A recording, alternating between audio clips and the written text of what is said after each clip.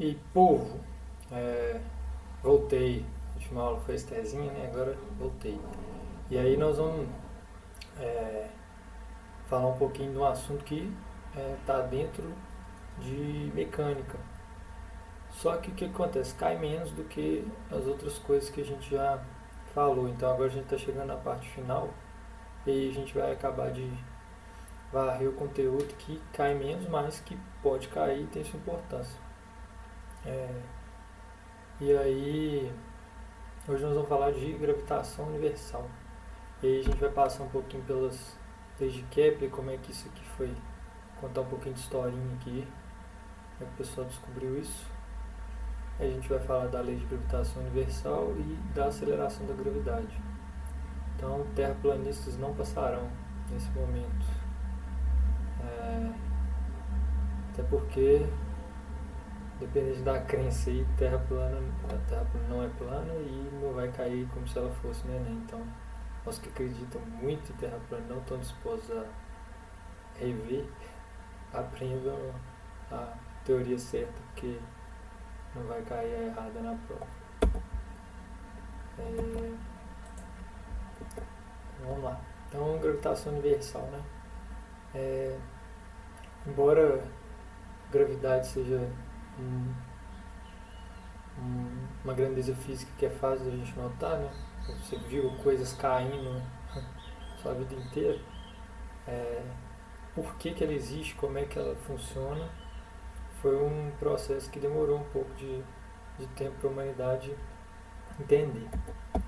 É, e aí começou lá com os gregos, estudar os movimentos dos astros, da lua, e isso parando para pensar só do ponto de vista da ciência ocidental, porque os egípcios já tinham uma noção bem clara de como é que funcionava o movimento dos astros celestes e a posição dos planetas no horizonte, no céu, né? Tanto que as pirâmides e as construções da época, é, dessa época no Egito, elas espelham o céu que eles enxergavam naquela época. Então, esse é outro assunto. E aí, dentro desse desenvolvimento da ciência ocidental, o último grande avanço que teve assim, pra gente foi o Newton, né, que determinou. É, então ele, ele pegou o que já existia e foi avançando a partir daí. E ele chegou em algumas conclusões que a gente vai ver aí pra frente. É, então, o principal avanço que permitiu o Newton formular as teorias dele com relação à gravitação universal foram as leis de Kepler, que é um outro é, cientista, né? E aí o Newton conseguiu entender como é que são essas forças que mantêm os planetas nas órbitas deles. É, ele calculou, né, a força que deveria existir na superfície da Terra. E essa força é a mesma que dá a uma massa sua aceleração. Então, entra em concordância com as leis de Newton, aquela de força igual a massa vezes aceleração, né? A gente pode usar como força-peso no caso que a gente estiver avaliando a questão da gravidade. Então vai virar peso igual a massa vezes a gravidade, né? Como a gente já falou lá atrás. E aí um pouquinho da historinha, a lenda, né, que eles falam como é que o Newton chegou nessas conclusões, é que ele viu uma maçã cair de uma árvore e aí ele entendeu, né, deu aquele estalo, que a mesma força que fazia a maçã cair mantinha a Lua e sua órbita em torno da Terra. A distância é longe, né, é longa para poder entender desse jeito, mas bom, o Newton era muito mais perto que eu, então eu não duvido, apesar de ser um pouco estranho. Bom, mas com relação às leis de Kepler, né, que é o cara que veio antes, Então, no final do século XVI, o astrônomo Tycho Brahe, acho que é assim que fala, catalogou durante décadas as posições dos planetas no firmamento. Então, imagina uma tabela bem grande do Excel. Esse cara gastou, o Tycho Brahe gastou a vida dele fazendo isso. Mas era um trabalho braçal, basicamente, um trabalho assim, não precisava ser muito esperto para fazer, de certa forma, mas ao mesmo tempo, se ninguém tivesse feito, o Kepler não ia conseguir formular as coisas que ele formulou, porque então ele, com esses dados, ele conseguiu enunciar leis matemáticas para o movimento dos astros, principalmente para Marte. E aí essas leis, né, que ele formulou são conhecidas como leis de Kepler. Mas qual que é o lance do Kepler? O Tycho Brahe marcou lá cada pontinho da trajetória de Marte durante anos. E aí o Kepler pegou e foi fazendo, ligando esses pontos por retas e formulando matematicamente qual que seria a equação que descreveria esse movimento ao longo desses anos todos. Então, por isso que foi um trabalho bem em conjunto, apesar do nome que aparece ser o do Kepler. Então vamos lá.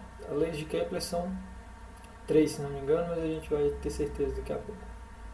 Então, a primeira lei de Kepler, ela determina que a trajetória de um planeta é uma elipse, beleza? E que em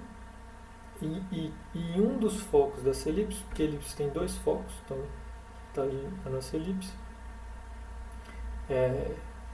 e aí ela tem 2 focos, esse foco e esse foco, beleza? Então, em um dos focos vai estar o Sol. Então, e aí o ponto de maior aproximação do Sol, né, chama periélio, e o mais distante de afélio, tá? Esses nomes provavelmente não caem, mas fica aí para vocês.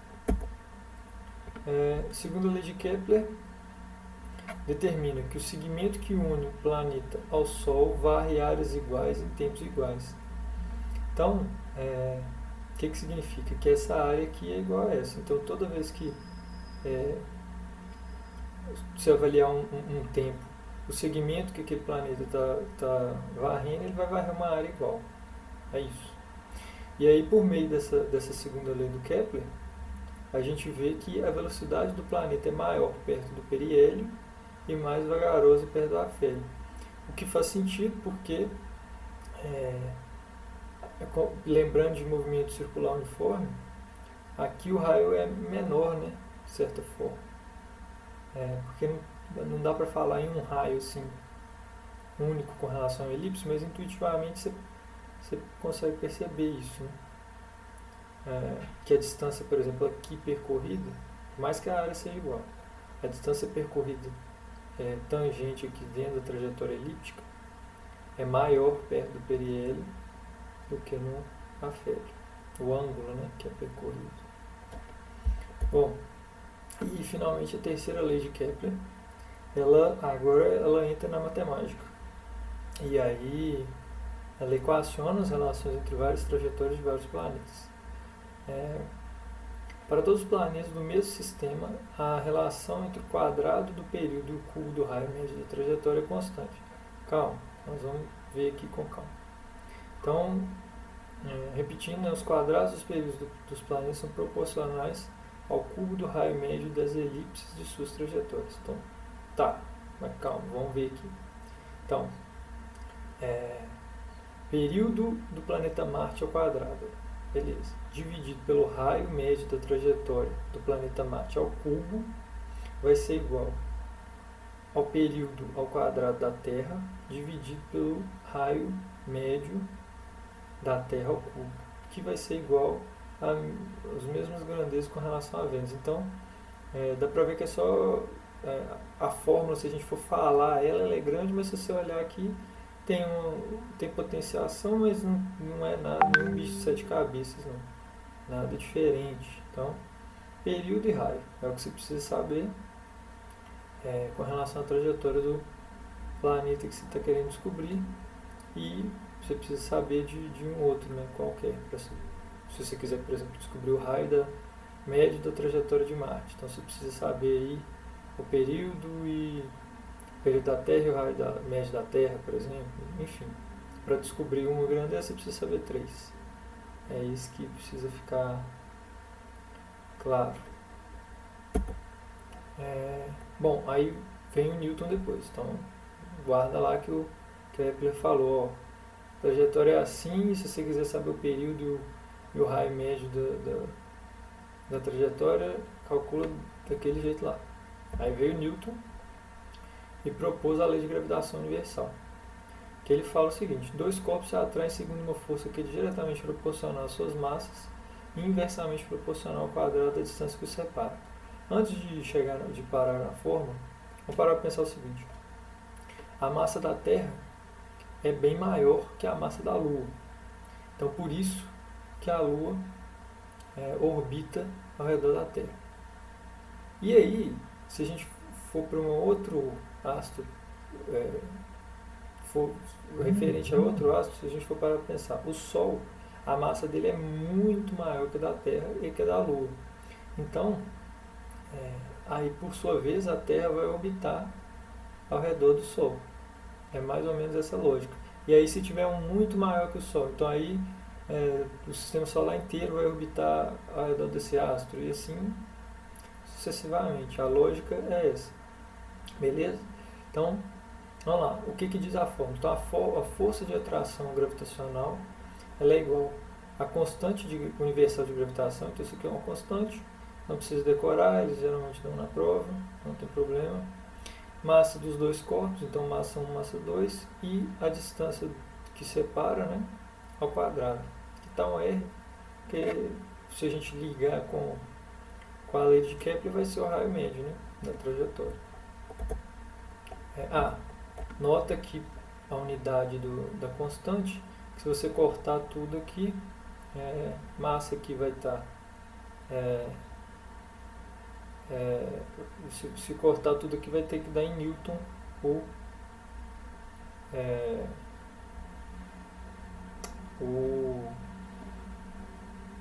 a força, né? Que é a unidade do sistema internacional. Bom, então vamos lá. Então, a partir dessa equação, dá para deduzir uma expressão que determina a aceleração da gravidade em qualquer corpo celeste. Então, se você quiser descobrir a gravidade na Lua, a gravidade em Júpiter, você consegue por meio dessa fórmula aqui. Então, a aceleração da gravidade G na superfície do astro, M a massa do astro, R o raio desse astro e G a constante universal da gravitação. Bom, então vamos lá, fazer um exercíciozinho. Um satélite é colocado em órbita e fica estacionário sobre um ponto fixo do equador celeste. O satélite se mantém em órbita porque a força de atração que a Terra exerce sobre o satélite equilibra a atração exercida sobre ele pela Lua. Então vamos mais.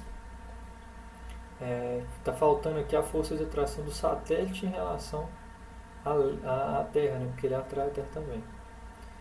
A força que o satélite exerce sobre a Terra, de acordo com a terceira lei de Newton, é igual à força que a Terra exerce sobre o satélite, resultando disso o equilíbrio.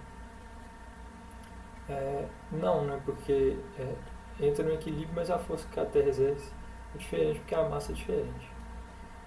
O satélite atrai por forças iguais aplicadas em todas as direções. Não, né? Os satélites estão a uma distância tão grande da Terra que a força gravitacional exercida pela Terra sobre o satélite é desprezível. Não. Ela, para estar orbitando, tem que ter força. A força de atração da Terra é a força centrípeta necessária para manter o satélite em órbita em torno do centro da Terra com um período de 24 horas. Beleza. O que a gente vê aqui é que a alternativa é a mais correta de todas. Beleza? Porque a força que vai atrair é a força centrípeta mesmo. Apesar que o satélite também exerce uma força, tem a força gravitacional universal. Então mas a massa do satélite é infinitamente menor que a da Terra. Um outro exercício, então vamos lá. Lei de gravitação universal de Newton é a nossa fórmula lá. Aqui é massa 1, massa 2, mas aqui é a massa do corpo maior e aqui do menor. Né? Bom, isso aí vai de acordo com o gosto do freguês. Como é que você vai denominar isso aqui? G é a constante de proporcionalidade, a constante universal da gravitação, que a gente já tinha falado. M é a massa do objeto maior, Mzinho é a massa do objeto menor, e R é a distância entre os centros de gravidade dos objetos. O sinal negativo corresponde à força atrativa. Beleza. De acordo com a lei de gravitação universal de Newton, se a distância entre um par de objetos é triplicada, então a força equivalente é equivalente a.